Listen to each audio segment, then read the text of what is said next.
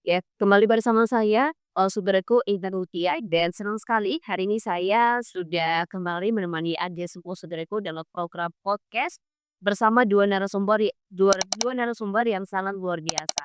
Dan saat ini saya sudah mengundang dua narasumber dari Baitul Mal. Nah, mungkin dari sebagian masyarakat di wilayah Kabupaten Aceh Tengah ketika mendengar kata Baitul Mal itu yang terbayang adalah peran dari penyaluran zakat, infak, dan juga sedekah khususnya di wilayah Kabupaten Aceh Tengah.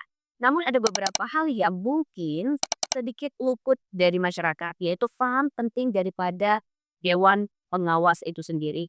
Padahal perannya cukup penting dan juga sangat strategis untuk di Baitul Mal sendiri.